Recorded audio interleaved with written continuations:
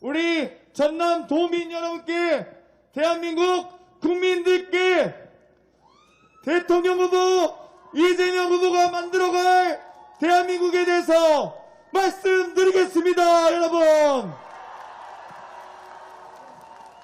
이재명은 합니다. 이재명은 해왔던 것처럼 앞으로 여러분께 약속한 것 반드시 해낼 것입니다. 반갑습니다.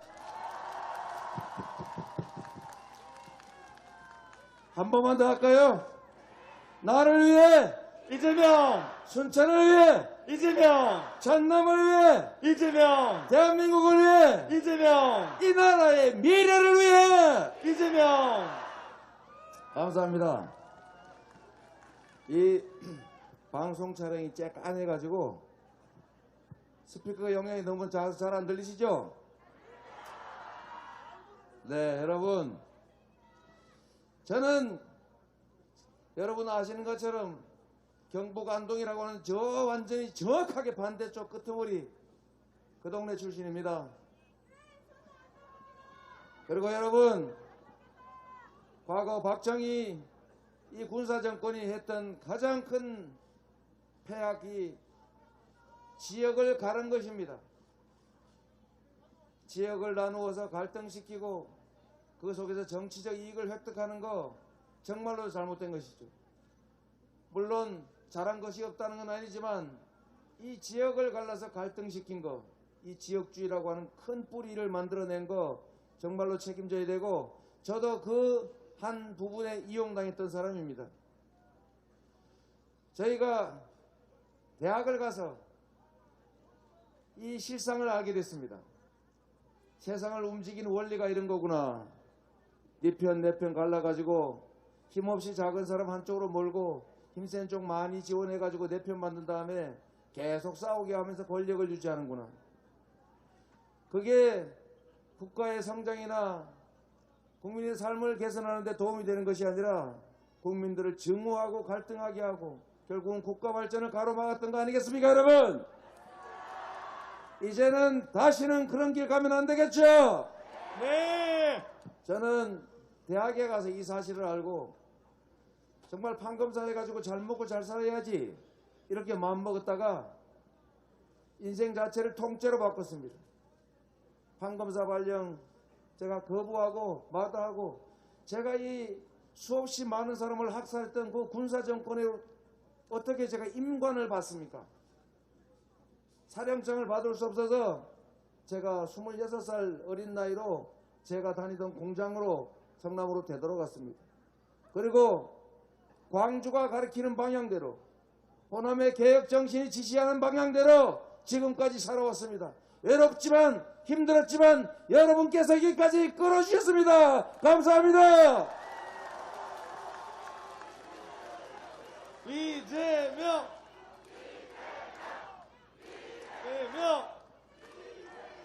대한민국 현대사에서 대한민국의 민주주의를 만들어내고 퇴보가 아니라 진보를 이끌어냈던 곳, 바로 이 호남이 민주당의 뿌리이고, 민주당이 바로 대한민국 변화, 혁신, 진보, 개혁의 중심 아니겠습니까? 맞습니다. 그 중심에 저를 세워주셨기 때문에 제가 보답으로 약속합니다.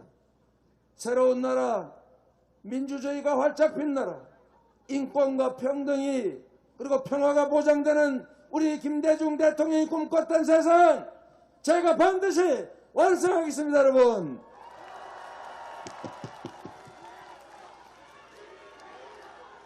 이재명. 여러분, 제가 김대중 대통령님을 정말로 존경하는데 이분이 했던 말씀이 참 많이 있지 않습니까? 책도 많이 쓰고 말씀도 많이 하셨는데, 그 중에 제가 하나 딱 일상적으로 제가 인용할 뿐만 아니라 제 삶의 지침으로 삼는 말이 있습니다. 서생의 문제의식과 상인의 현실 감각이라는 말입니다. 우리가 문제의식은 깊이 가지되 정치는 현실에서 실용 가능한 일을 해야 하는 것이다. 이상이 높으면 뭐합니까? 가지 못한다면, 지금 당장 반발짝이라도 갈 수 있다면 그 길을 가야 하는 것이죠. 그래서 저는 정치를 하든 시민운동을 하든 실용적인 현실적 성과가 있는 일들을 만들어내려고 노력했습니다. 그래서 성남시장, 경기도지사로 제가 할 수 있는 범위 내에서 최선을 다했고, 그 성과를 인정받아서, 그 실력을 인정받아서 지금 이 자리까지 여러분이 불러주셨다고 생각하는데 동의하십니까? 네.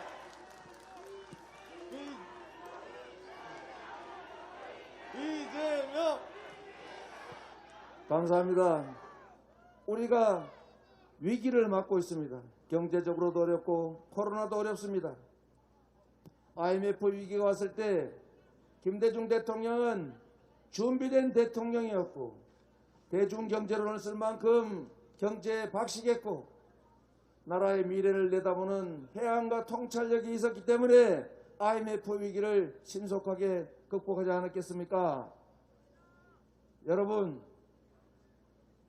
저는 믿습니다. 우리 국민들의 힘을, 우리가 가진 에너지를, 미래를 향하려는 우리의 열정을 믿습니다. 그런데 여러분, 국정에 대해서 아는 것도 없이 모르는 게 마치 당연한 것처럼 자랑하듯이 하는 이런 리더로는 이 힘든 길을, 이 엄혹한 환경을 견뎌낼 수 없습니다. 이겨낼 수 없습니다. 유능한 리더가 있어야 합니다. 동의하십니까?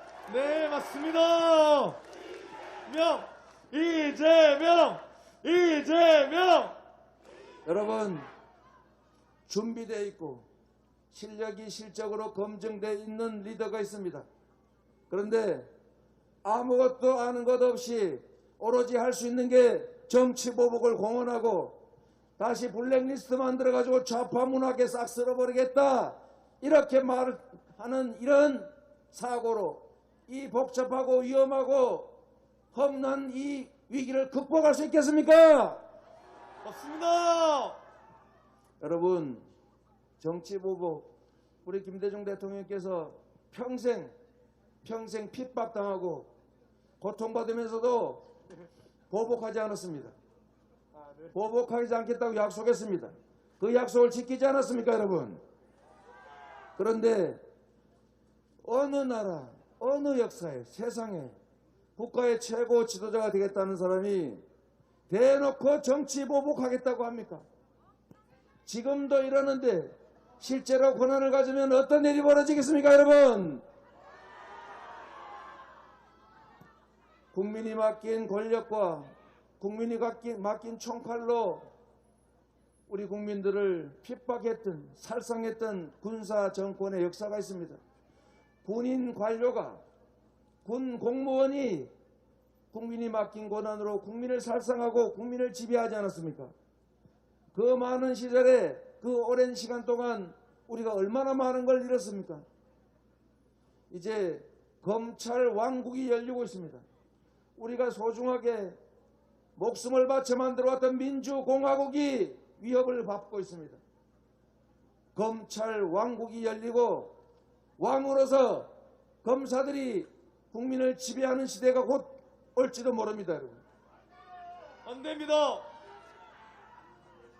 여러분, 상상해 보십시오. 3월 9일이 지나고 3월 10일이 열리고 5.18 묘역에 어떤 대통령이 참석하게 될지를. 이재명. 여러분, 역사는 결국 국민이 만드는 것이고 정치인들의 얄팍한 기만술이 통하지 않는다. 저는 그렇게 믿어왔고 그 믿음의 결과로 이 자리까지 왔습니다. 마지막 고개를 넘어서서 대한민국의 미래를 향해서 앞으로 나아갈 기회를 여러분이 만들어 주십시오. 이재명. 평화를 만들어야 합니다. 김대중 대통령께서 평생 민주주의와 남북의 화해 평화를 위해서 애써왔고 처음으로 정상회담을 하면서 평화의 물길을 열었습니다. 정치적 지배를 강화하기 위한 수사로서의 남북 협력이 아니라 진정한 남북 화해의 길을 여셨습니다.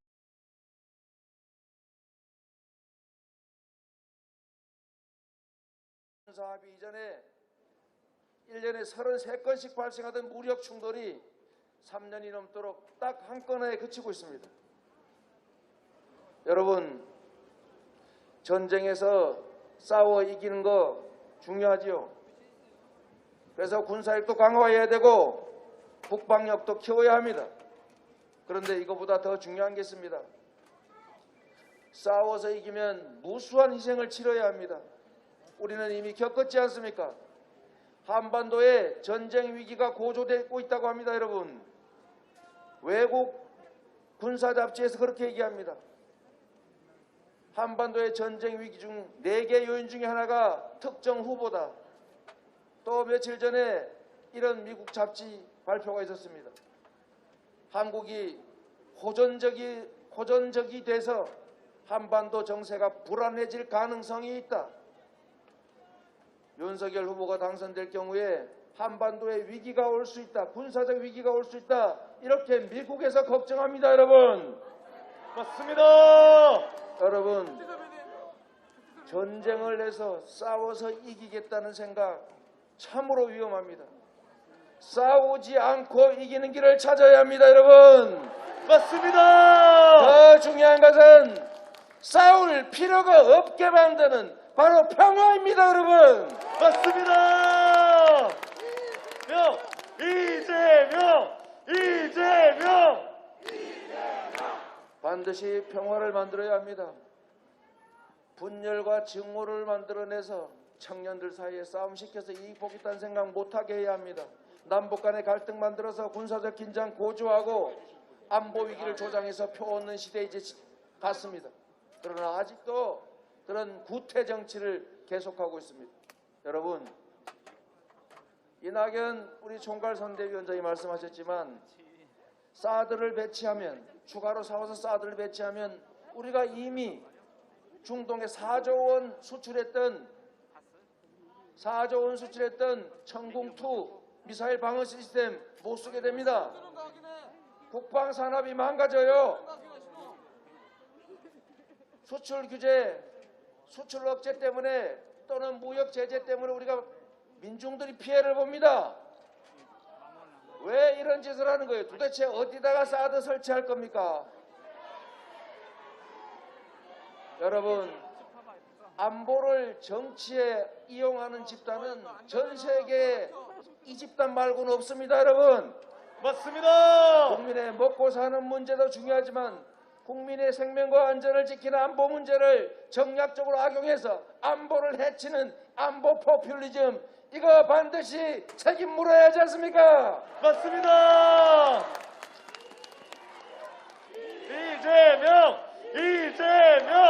이재명.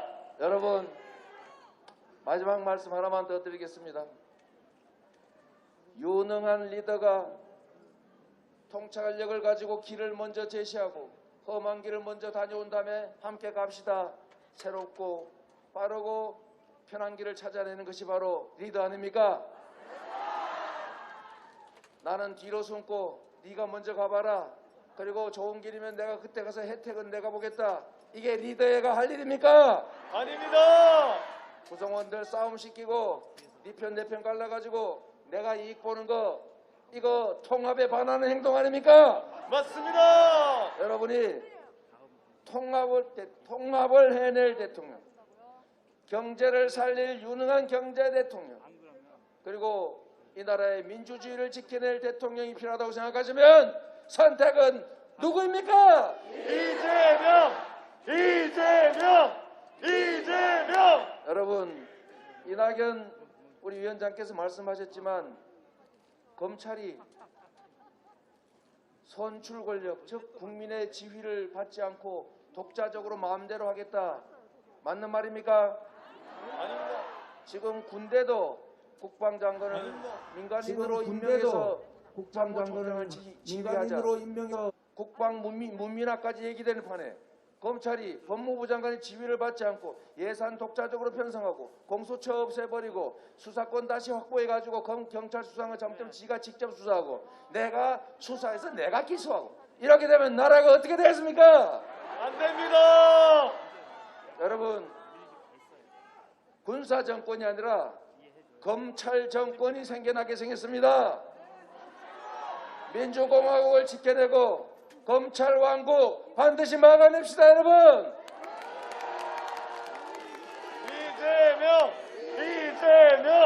이재명. 여러분, 먹고 사는 거 힘드시죠? 네. 수도권에 너무 많이 집중돼서 그럽니다. 수도권이 얼마나 집중이 됐든지 경기도에는 학교가 없어가지고 피난 왔을 때처럼 운동장에 컨테이너 놓고 수업하고 있어요. 지방은 인구 소멸로 지금 소멸하게 생겼죠? 어디는 미어 터지고 어디는 소멸하고 이게 정상이 아닙니다. 그래서 균형 발전은 이제 국가의 핵심 과제가 됐습니다. 그래서 이재명이 약속합니다. 남부에 또 하나의 수도권을 만들어서 싱가포르처럼 국제적인 투자가 이루어지고 이 지역 사람들이 수도권에 이사가지 않아도 먹고 살 수 있는 그런 나라 남부 수도권 균형 발전 제가 책임지겠습니다, 여러분. 이재명. 여러분, 저도 말씀을 조금은 남겨놓고 다음에 다시 오겠습니다. 여러분, 진심으로 여러분께 부탁드립니다. 3월 9일이 지나고 3월 10일에 새로운 태양이 떠올랐을 때 우리가 바라보는 태양은 보는 사람마다 다를 겁니다, 여러분. 여러분, 희망을 가지고 미래로 나아가는 세상으로 갈 것인지 정치 보복이 퇴행하는 정쟁의 세월이 다시 시작될지 우리가 촛불을 들어 힘겹게 만들었던 그 세상이 지워지고 다시 촛불 이전의 그 과거로 되돌아갈지 결정됩니다. 여러분이 상상해 주시고 선거는 이재명을 뽑느냐 윤석열을 뽑느냐가 아니라 내 미래를 어떻게 결정할 것이냐를 결정하는 것입니다, 여러분. 그 점을 기억해 주십시오. 이재명. 여러분, 우리 거시기 해불죠? 네. 제가 거시기 하면 해불자 한번 해주세요. 거시기, 해보자. 거시기, 해보자. 거시기. 해보자. 감사합니다. 자, 짧게 연호하고 있습니다. 이재명.